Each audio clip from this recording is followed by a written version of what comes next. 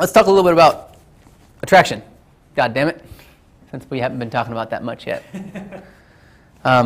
So today, in just a little bit of time, you guys are going to go out and we're going to destroy your previously conceived notion of approach anxiety. The reason why, first off, let me explain what approach anxiety really is.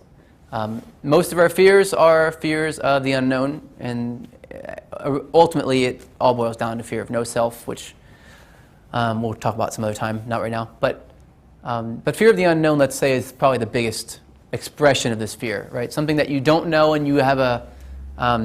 but you know, if I said to you, try this kind of ice cream you've never tried before, you wouldn't be like, ah! You know, you would just be like, oh, it's ice cream, I think I understand, how bad could it possibly be? I'll try it, right? So it's not all unknowns are created equal, not all of them, right? Some unknowns are scarier than others, and it's usually unknowns that have some sort of implication, right? That if this unknown, specifically whatever it is, implies that if you go down that path, that something is terrible about you, that you can't change or whatever, right? Something you don't want to know or you don't think you would like to have as a truth in your life. In this case, rejection is, or approach anxiety is based around the idea that if you get rejected, then you are shitty as a person. You're undesired as a person, right? Makes sense. So, what's actually happening is that you are, instead of approaching a woman and wanting nothing, which is whenever you do that, it works out, you know, because you're not attracted to them, you're approaching them and wanting something. Now, here's the problem. You don't notice this, but anytime you interact with someone you think has value, you automatically change what you're doing to give them something that you think they want. But you don't fucking know what they want. That's the problem. You don't know what a woman's looking for in a man, so you can't change your behavior to match whatever it is you think they want, right? So I'm going to talk a little bit about what they actually want, but first, I'm going to talk about how to get rid of approach anxiety. It's very simple because the anxiety is coming from deep down in your subconscious, and your subconscious is where you hold all your beliefs.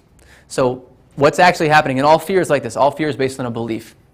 The belief behind approach anxiety is that you want something from this person. That's the belief, whatever it is. Now, if you think about business, Brent, you kind of mentioned that you want to, you know, improve business relationships and stuff too. It's the same thing when you meet someone who's like fucking the shit, you know, someone who's at the top of whatever game it is that you're playing, you know, whatever it is. Someone you really want to meet that can help you, like with one signature from them, and you're making, you know, $500,000 more a year or something, you know, something crazy. You know they have everything you want as far as that goes, but you cannot let that affect your brain, you know. What happens is you cannot approach someone like that honestly without throwing all your bullshit onto the interaction unless you approach everybody the same way. That's what approach anxiety is. It's that you're approaching different people differently for different reasons. So, because right now with approach anxiety for women, you don't approach every woman that you're interested in, just in general, not attracted to, but curious about. And not just women, but people in general. Because you don't see somebody and go, oh, that person's got something curious about them. Walk over, hey, where'd you get this blah, blah, blah. Or, hey, that's a really cool thing you got there. Or, hey, I saw how you handled that. That was really interesting. You don't do that. Why? Because you don't get anything from them, right?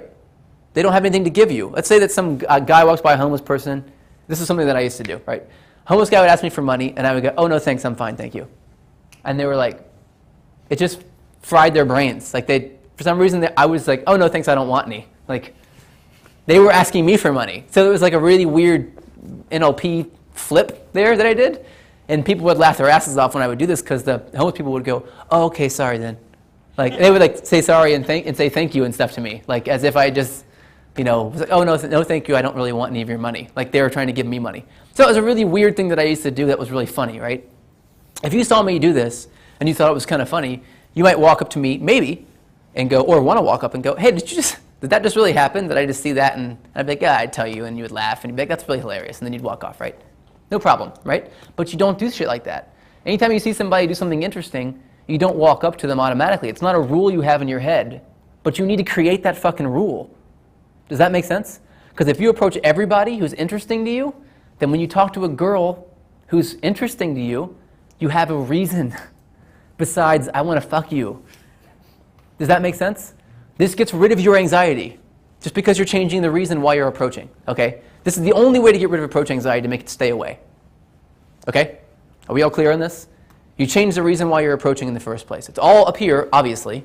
You know that it's all up here. It's all in your head, right? What you have to do is approach every person you find interesting in general. Bless you.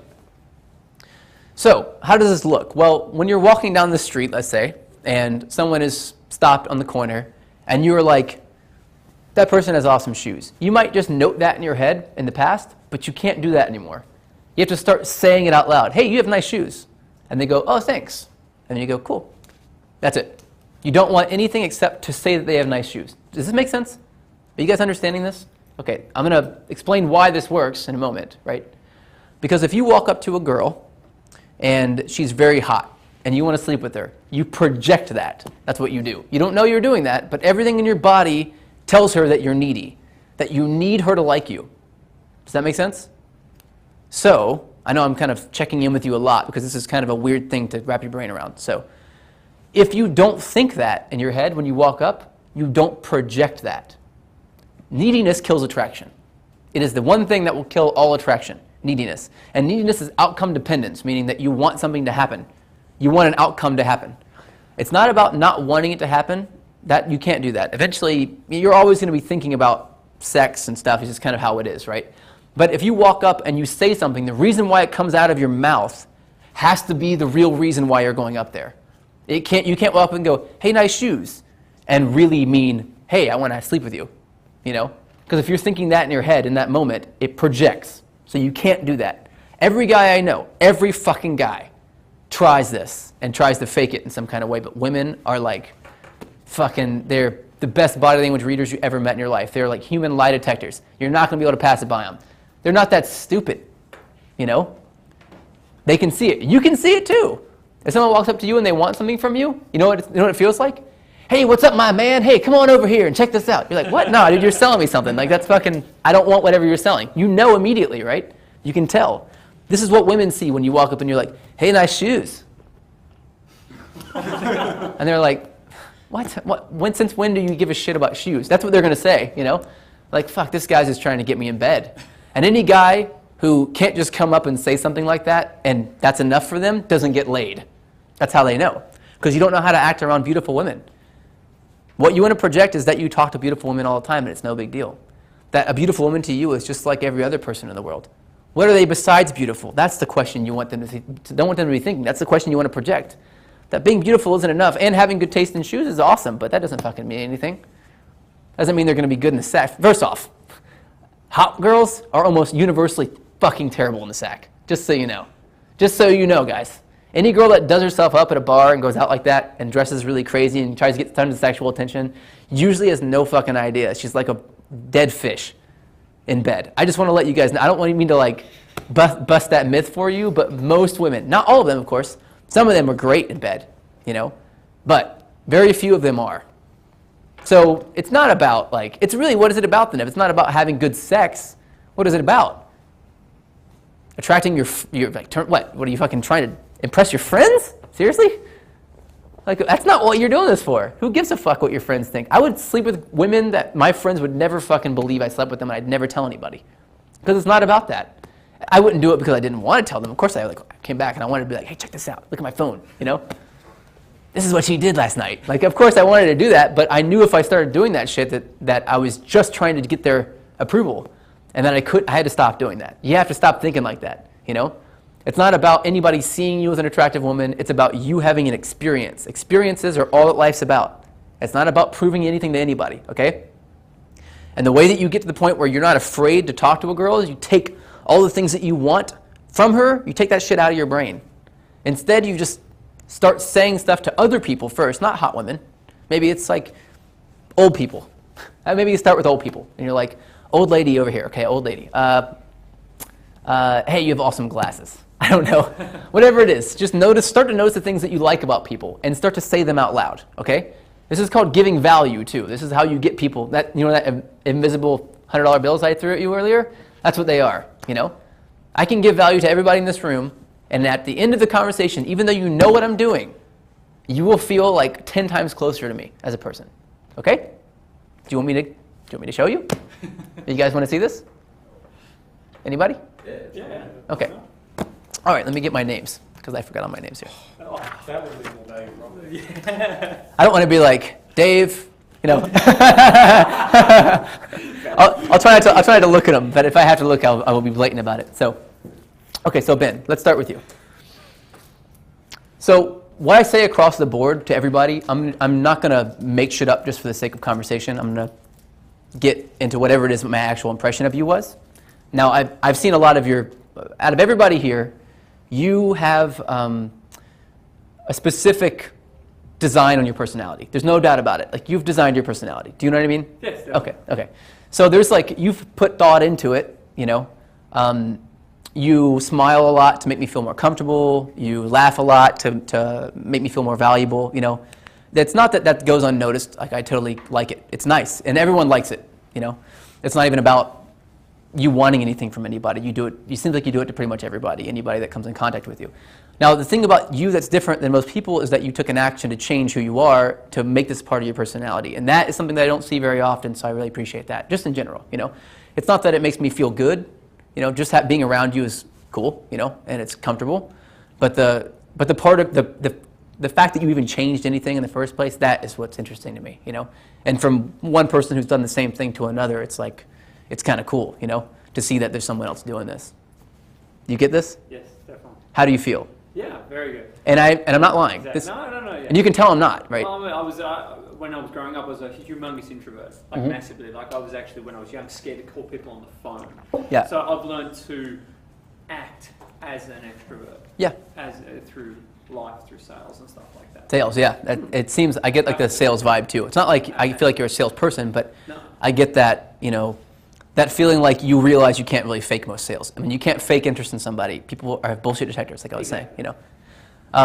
Okay, so first, I didn't have to say that. I could have gone our entire interaction not saying that at all to anybody, not to you or anybody else. But now that I've done that, it doesn't matter what I do, it's going to change the way you perceive me, right? And I'm going to go across the room and do this to everybody. This is very fucking important, because this is an active example of how you give value. And value is at the core of everything in the dream world. This whole world is run by value. This is how I got everything that I get, that I have now, you know, is by finding out what is really real in somebody and being able to say, I appreciate this. If I bullshit you, I might be like, you know, you have a nice haircut. I mean, that's, maybe if you did and that was a big deal for you, you know, that would be awesome, right? Brent's not going to care about that, you know. I know, me either. Michael either. We've gotten over that. Because we wanted to, goddammit, not because we were going bald.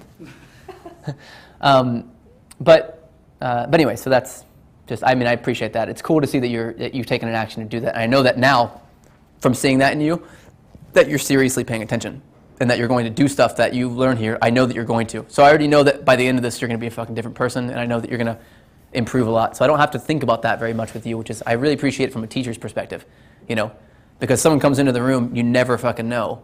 It's like sometimes you have to struggle to help people, just fight them to let go and to, you know, to do anything. Yeah. Even though it works, you know, you just had experience with that, so it's kind of cool.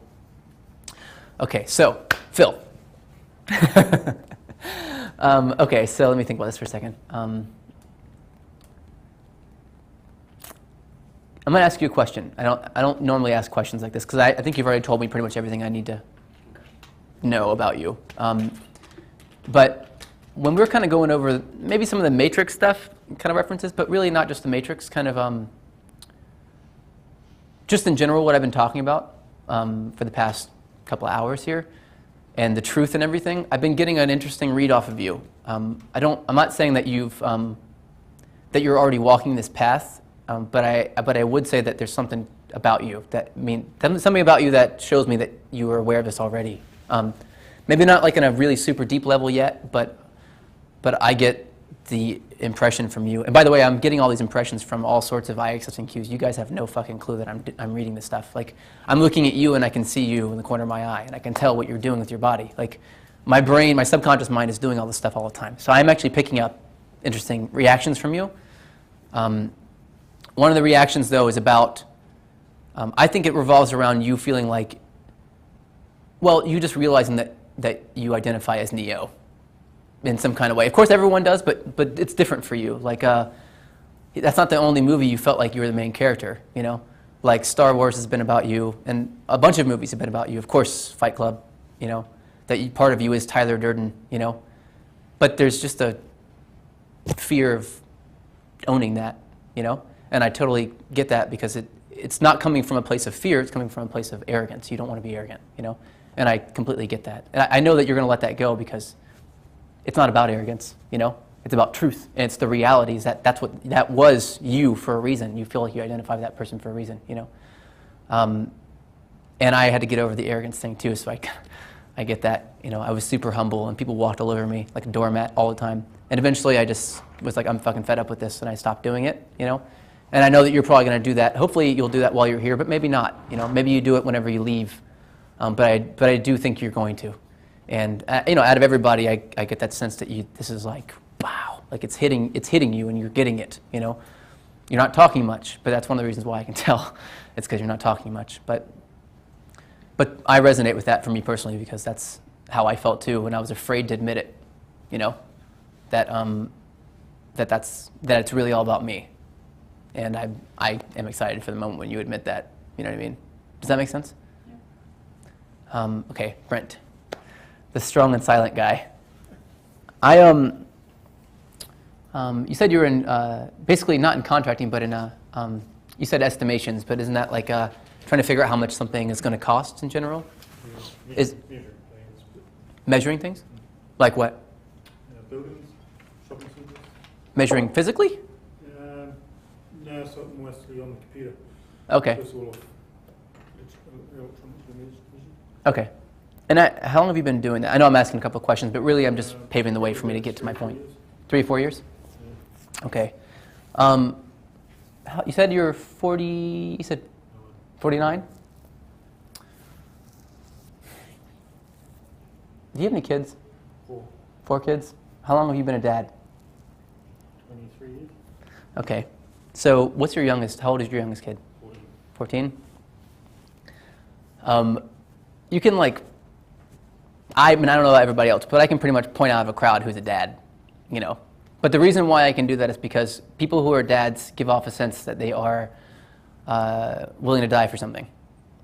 I don't know if that's how you are or not, but that's the sense I get from you. Not that you're doing it out of nowhere, not like you would get that from being in the Army or something, which in the Army they force you to feel that way, But maybe you did go to the Army, I don't know, but more so I get that there's something that you would willingly give your life for. And that's not something you see in people very often. Now, there are 2 sides of that coin, One is that it keeps you from making your decisions and living your own life, right? Which you've seen before. But it's not, you don't blame that on your kids, because it's not your kids' fault, of course, The other side of that, though, is that you've taken the focus off of survival, off of needing to sort of get your own shit handled in your life. Now, that's good and bad, Sometimes you put other people in front of you, but it takes a certain kind of fucking man to do that, To be able to go, I did this, and this is me, and I'm going to give it my fucking 100%, and I'm going to do whatever I can to make sure this is, that this person, this human that I created, has the best opportunity possible, Again, I don't have any opinion on whether or not what you've done as a father. I don't know anything about you as a father, but I can tell that that you're protective, and that whether you can't protect them always, and it's just not, you just can't always be there, and sometimes shit happens, right? But I get a sense that truly you don't want anything bad to happen, that you want to be able to give whatever you can. Sometimes you can't, and that's frustrating, That's how it is for everybody. I'm not saying just you, but I can imagine that's how it is. But I see a lot of my dad in you, which is odd to say to someone I don't really know that well, but my dad is very much like a strong man, not over the top, he's very personable and laughs a lot and stuff, and he makes a lot of jokes, but he's like a southern masculine man, and I looked to him a lot when I was younger, and to kind of for acceptance into manhood, And I get a sense, though, I don't know how you are with your kids. Like I said, I don't know if it's do you have any sons? 2 of each. Two of each. So I don't know if they're constantly trying to get your approval or not. I can imagine though they probably will be if they haven't already. But I remember this moment with my dad when I told my dad that I wanted to be a man in his eyes, and he said, I was probably 23 or something, when I did this, probably 24 maybe. And he was like, "You've always been a man for me." And I was like, "Oh, fuck." You know, I was spending so many years of my life trying to like get his approval and stuff, you know. And I get a sense that just from being around you for a little bit that you know what that responsibility feels like, that weight on your shoulder feels like, you know. And I respect that just because it reminds me of my dad, and I respect my dad like fucking crazy. He's an awesome guy, you know. I still look up to him. Anyway, so I didn't know that you were a dad. I just kind of got that sense, and it just makes me feel more comfortable around you, really. I don't know. It's not that I'm looking to you to be like, does he like me? You know, because I don't do it with my dad anymore either. But I just got a sense of like I can look at you and be like, and you can be like, yeah. I don't know. Just feel like we can talk without talking a little bit, you know. I don't know if you felt that at all since I've been sitting here, but I don't talk to you very much. I just kind of look over and I'm like, you know, and you're like, okay, that's all we need to do, you know. So anyway, that's cool. And I like that. And that doesn't happen with anybody else here, so that's pretty cool. So anyway, denim. All right, let's see. You guys don't mind me doing this still, do you? I mean, is this okay? Are you guys getting anything from this as well, or? It's two things. One is to experience it watching, and it's another to feel it, you know. So I want you to get both of those things as we go through this process. And I know everyone I come to, it's like the funniest thing. I see the look on their faces. It's always like, is he gonna make something up, or like it's always like questioning the sincerity of what I'm about to say. But I'm sure you guys so far have been like, yeah, that's makes sense because it's real. So I'm gonna go to you now, Denim.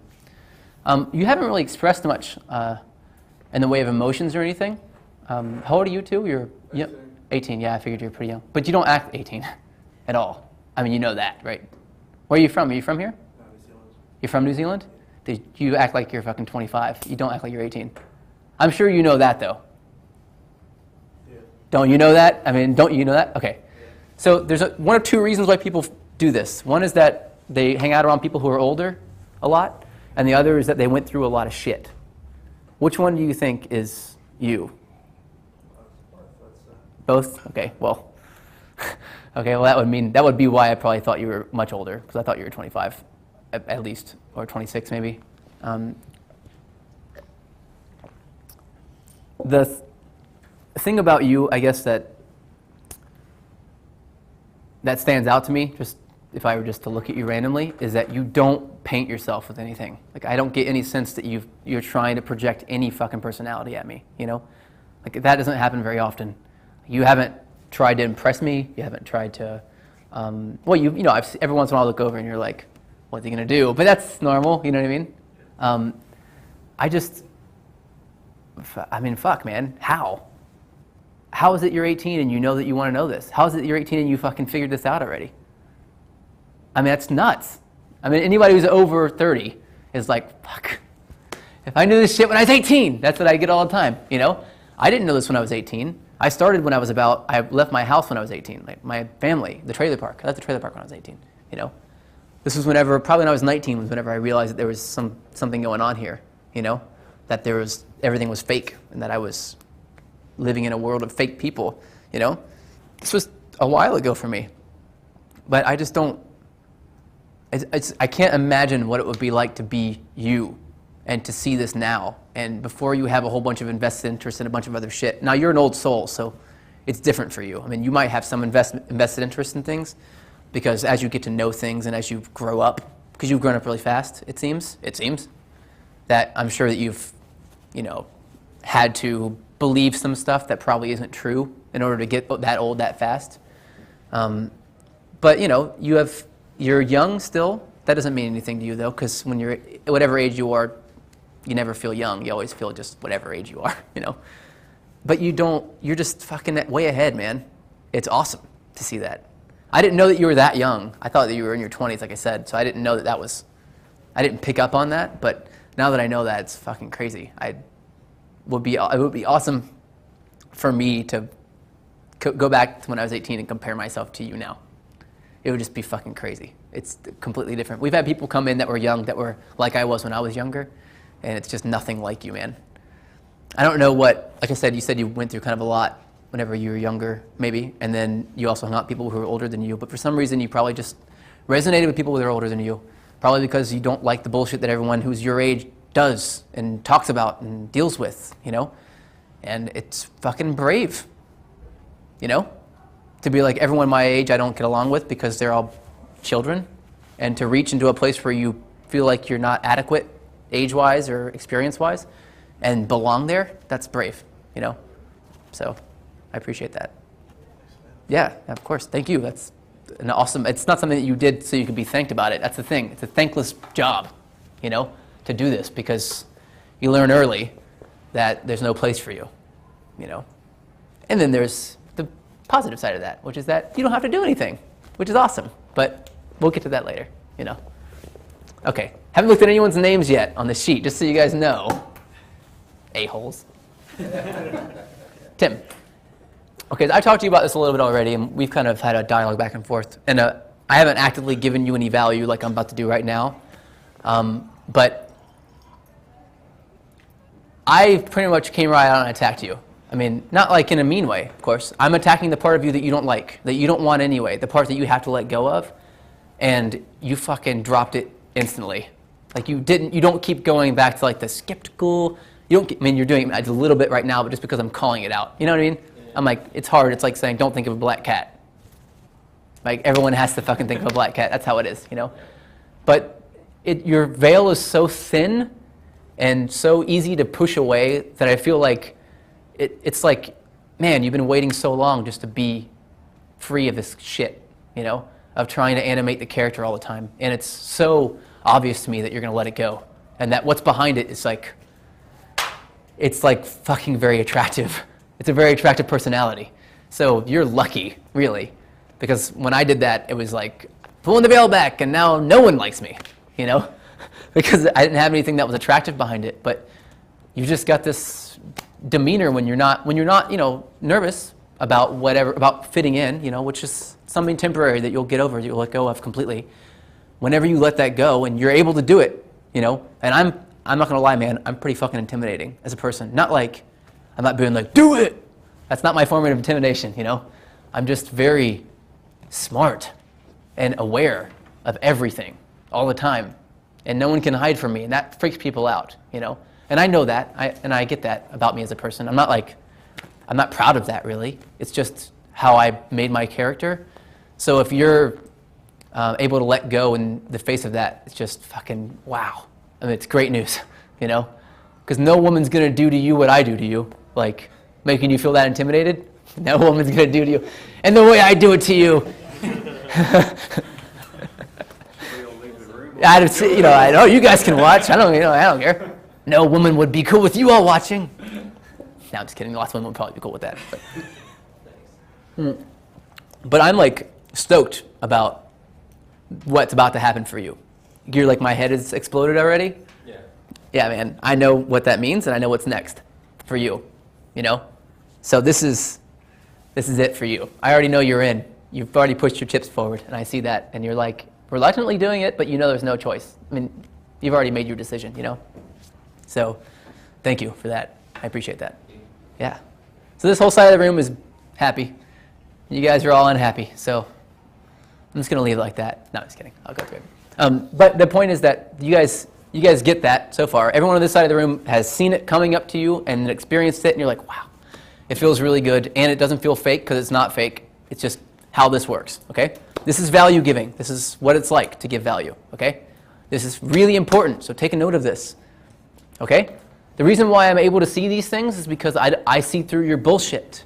And I know that you have bullshit there for a reason, because you're protecting something. And the thing you're protecting is the thing you really want to be accepted for. Does this make sense?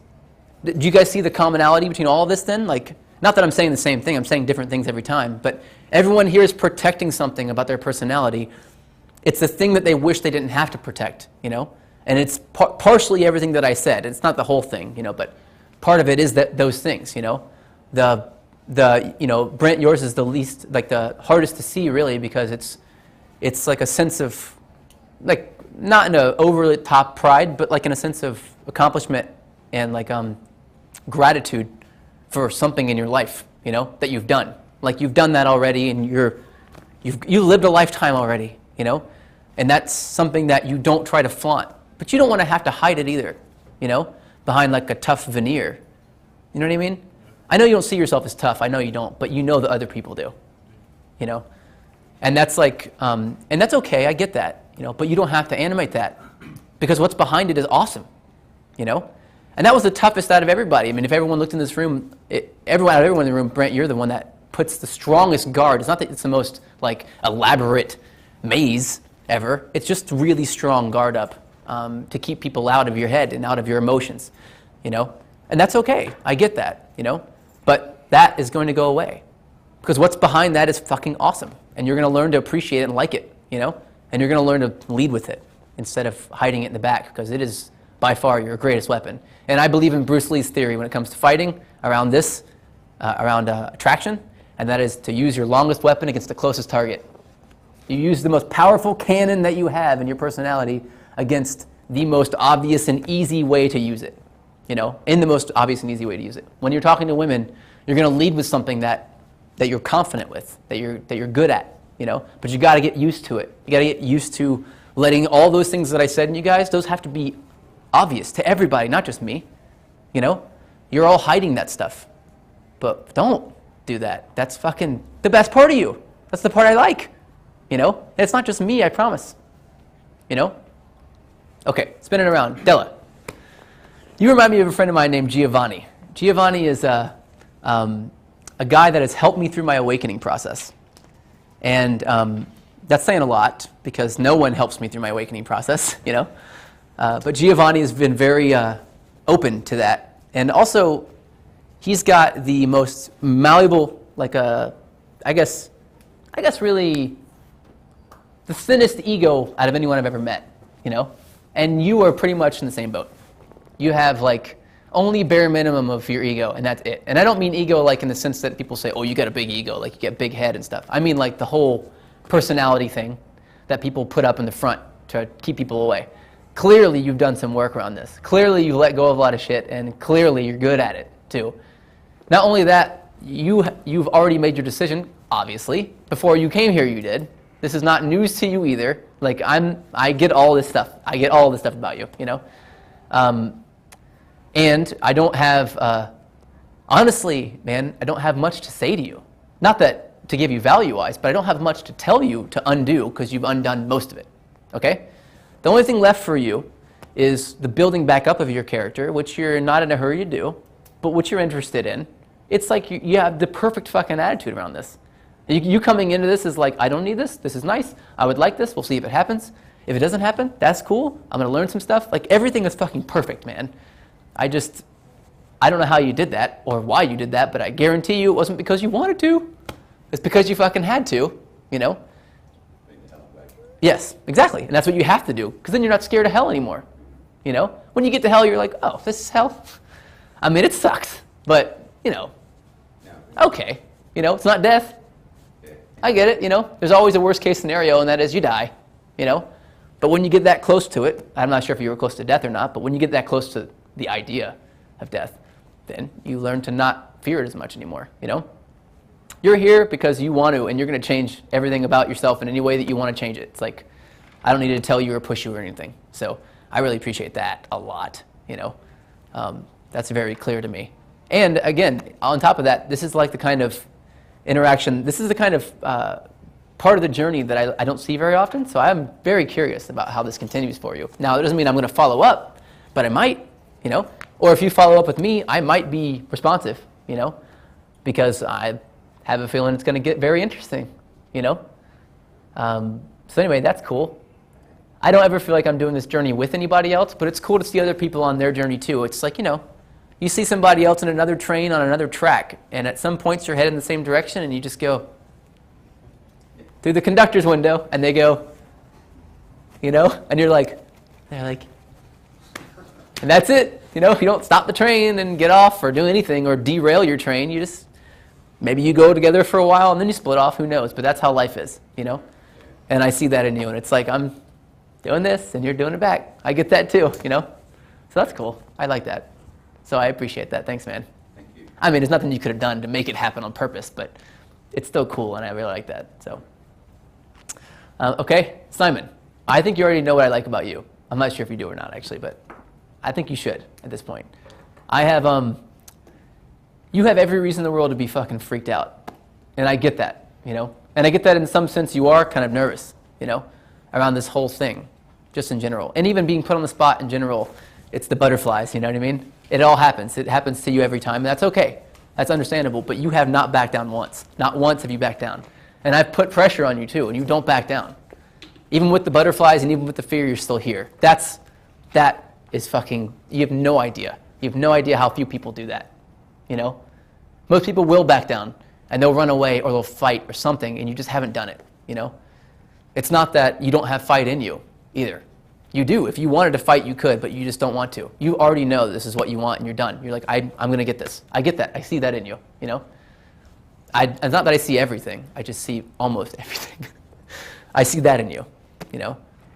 You, again, you are blooming for the first time in your life. I can see that. This is you emerging, and you're, fuck, man, what a better place to do it than here. I mean, this is awesome, you know? You're going to go through hell in the next couple of days, though. I will tell you that, and you know that. You're going to go through hell, just because your brain's going to be running 100,000 miles an hour, you know? And there's fear, you know? There's things that you're going to have to face that you weren't ready to face before, and you're going to do it, though, because that's who you are. Even if when you do it, you're just fucking shaking like an animal, you know, and pissing yourself, you're still going to be there, and you're going to piss yourself, and you're going to shake like an animal. Then eventually you won't do that anymore. Eventually you'll be like, okay, I did it. And you're going to realize when you look around how few people in the world have done this, what you're about to do, you know. You don't see it yet because you can't yet, but no one is as brave as you are right now. This is fucking brave, man. So, good deal, yeah. It's, I'm not going to say it's going to be easy, and you know that already, but that's the point. You know that, and you're still here, you know? So, cool. All right, John. So, let's see what to say about you. Let's see.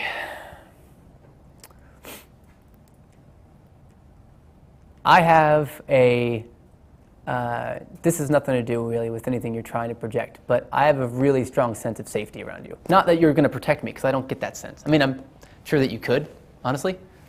I don't know why I feel like you could, but you probably could. It's not about that. It's more like, I feel like I could fall asleep around you. That I could be in an emergency or something around you, and I would be fine.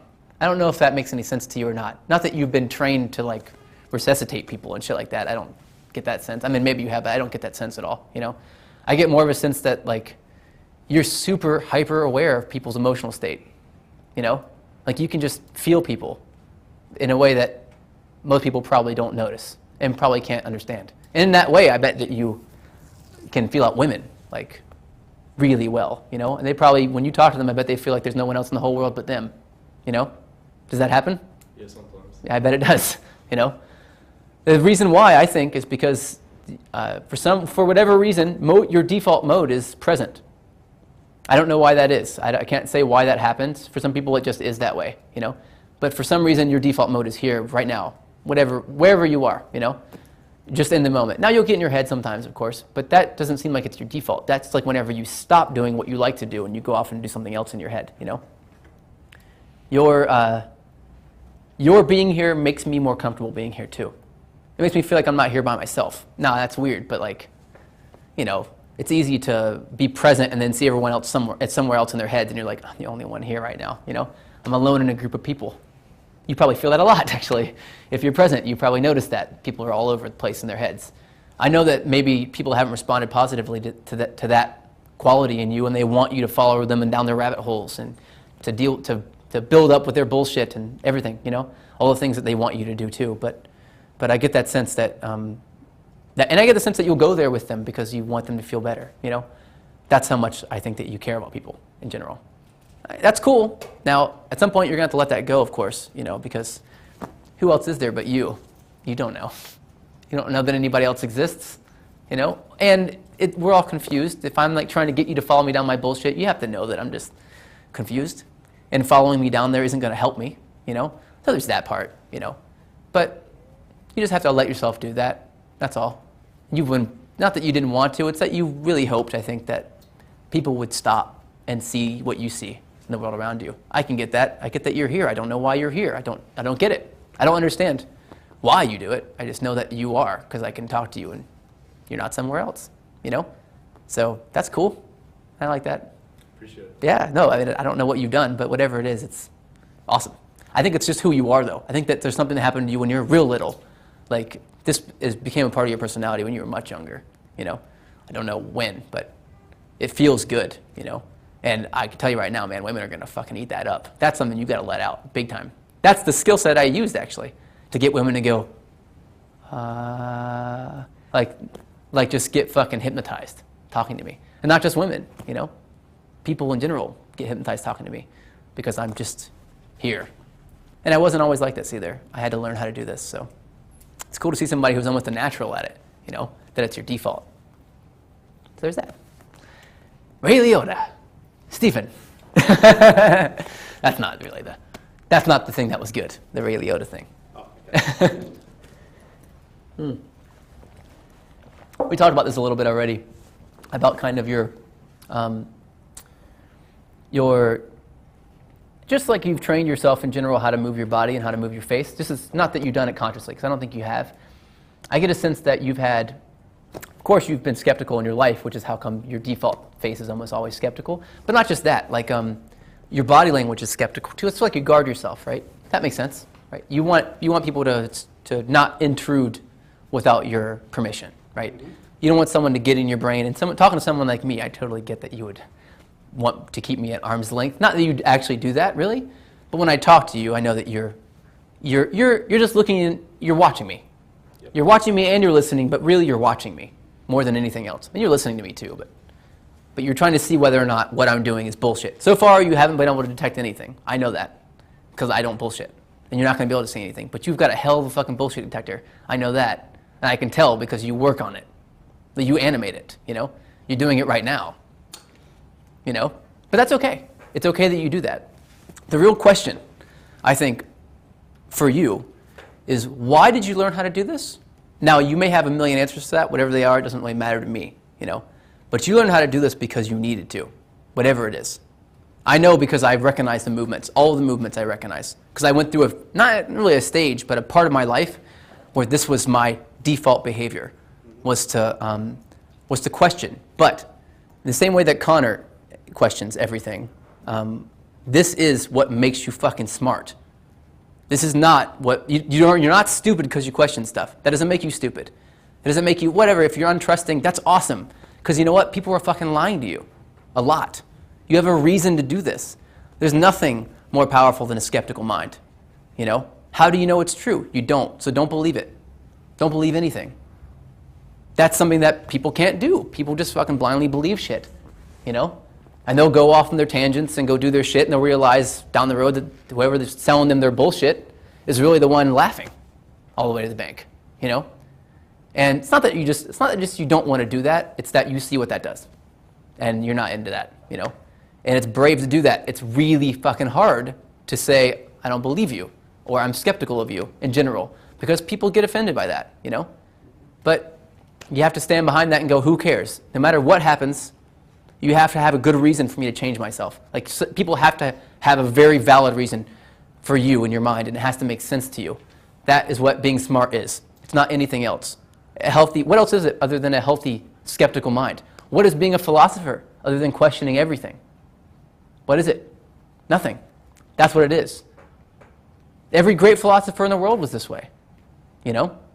This is why you developed this skill set, because you need it. Because the journey you're going on now is going to call for this skill set, to tell what is bullshit and what isn't. And the thing that everyone's afraid to do is think for themselves. And that's all you do. That's what this is about. I know that I'm talking to you and revealing your skepticism and your body language and all that stuff too. That's only because people know that you're skeptical, and we can change that, because people shouldn't know, right? If they know, then they try to convince you more, and then it just annoys the fuck out of you, you know? I'm sure. So there's another way to do this, you know, in the way that you invite people in, and then you notice their slip-ups, and then you don't trust them secretly. That's all. You know, it's just a really advanced game, you know, to play. But you got all the basics down, so you're ready to play the advanced game. to not show people, you know what I mean? It's rare of me to see someone like that. Connor was the other guy, and immediately with Connor, it was the same thing with Connor. You know that, we talk about this all the time. Connor's an engineer. You don't get to be an engineer because you sit there and go, oh, okay, that sounds cool. I believe that now. You have to go, what? No, I don't think so. People, if Connor did his job, well, he was an engineer. I guess he probably still is if he wanted to be, but if he did his job wrong because someone else said it was okay and he felt like it wasn't, he would fuck everything up. The whole machine stops working that he's working on, you know? It's important. It was important for him to learn that skill, but really, he's a scientist. And a scientist and a philosopher are the same thing. You're just questioning different things. One way you're questioning existence, and the other you're questioning source, the source of whatever causes something. Does that make sense? Yep. So that's I don't know, I think that's a very admirable skill. Something you can't control, but it's admirable, you know? Yeah. But anyway, cool. Michael, do you mind if I do this with you? Okay. He's like, bring it on, Josh.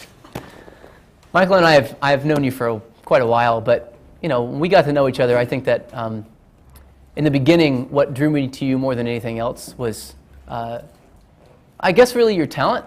I mean, that's silly to say that, but it really is. I've never met anybody that thought about this stuff the way that you do, you know? And I didn't understand it. It was so outside of my fucking reality, I couldn't get it. And you didn't bend on it either, you know?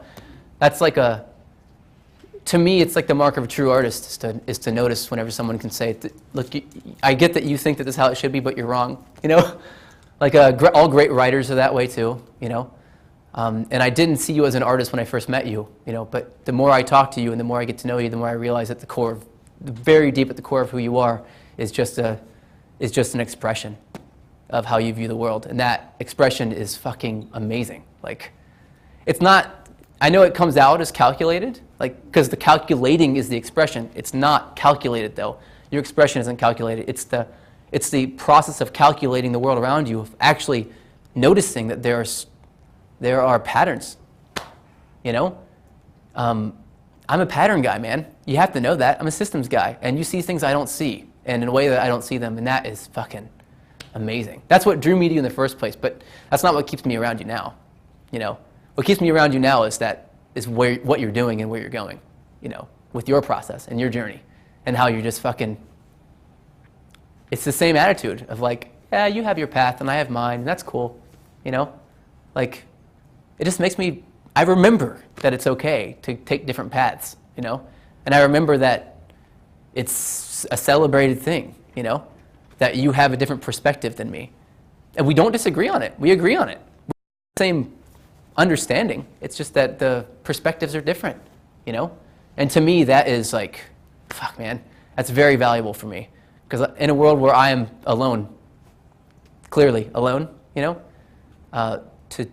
To walk across a diamond like you is fucking so valuable for me.